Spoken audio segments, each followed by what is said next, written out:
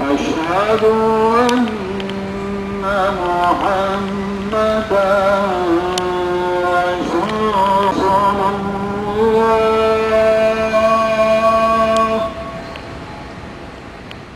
أشهد أن Nós entendemos que existem dois tipos de Islã, dois tipos de submissão. Uma é involuntária, obrigatória. Nós não opinamos nem escolhemos, mas assim aceitamos a sua própria existência. E outro tipo de submissão é voluntária. A pessoa opta, exerce seu livre-arbítrio para optar em escolher esta mensagem. A involuntária, obrigatória, existe em todo esse universo. Todas as partículas existentes no universo têm uma determinada lei posta por Deus na existência que rege a vida ou as coisas no universo de modo geral. Evidentemente, essas leis ou essas normas estabelecidas por Deus, embora Ele deixou para nós nosso livre-arbítrio optar ou não em segui-la, ela também está de acordo ou está em harmonia com o restante das leis existentes no universo. E o ser humano, para administrar melhor esse universo, de acordo com a vontade de Deus, ele tem que saber como esse universo funciona. Portanto, ele tem que atender, ou tem que buscar a ciência para saber como funciona cada qual nesse universo para poder administrar adequadamente e não arbitrariamente. Senão ele acaba criando a lei natural na existência e acaba sofrendo ele mesmo as consequências das suas próprias ações. Isso tem lógica ou não tem? Então é uma religião da lógica. Os problemas que a gente tem com guerras e disputas, muitas vezes religiosas, tendem a acabar? Veja bem, é uma questão um pouco complicada, né? O estado natural é o estado de paz. O estado de conflito, uma exceção da regra.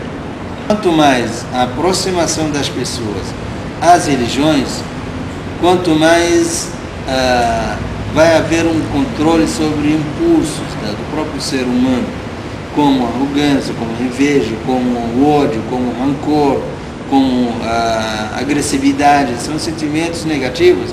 Quanto mais a pessoa se aproxima de Deus, quanto mais ele consegue ter controle e se livrar desses sentimentos. E com certeza com isso o estado de atrito tende a diminuir.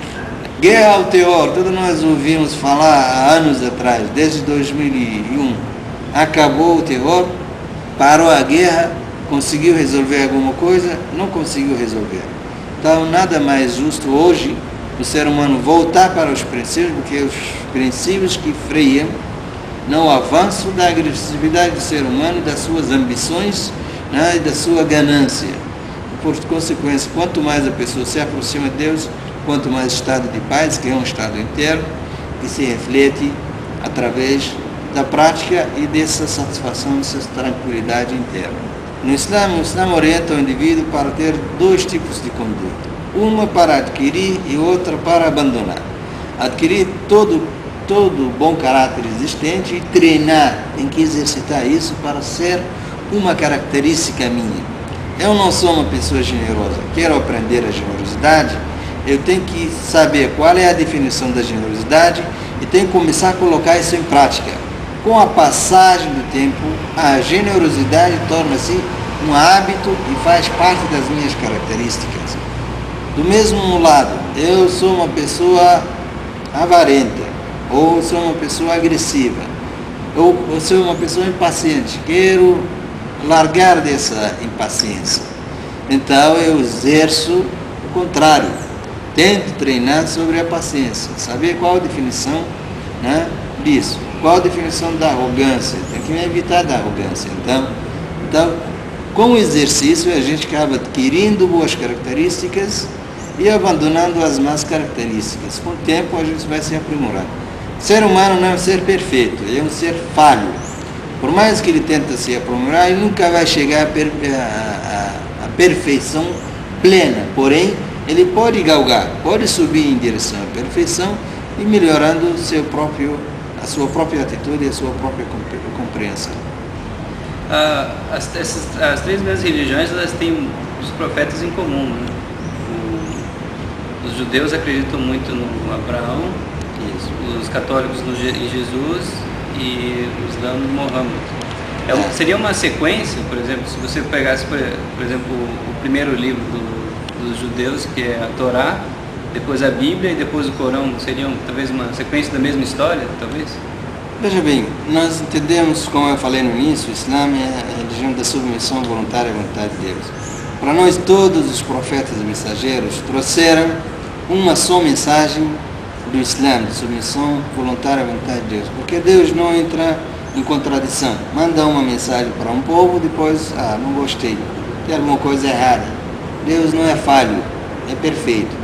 No conteúdo e a concepção da crença é a mesma. Em todas as religiões, todos os conceitos, todas as revelações, Deus é o mesmo, os livros são os mesmos, a crença no Gênesis é o mesmo, no dia de juízo final é o mesmo.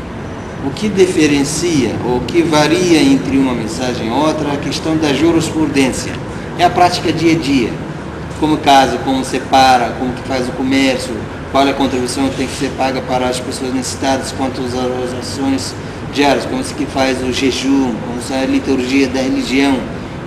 Todas essas normas e regras podem variar de uma época para outra, de acordo com os meios, de acordo com a evolução do povo, etc.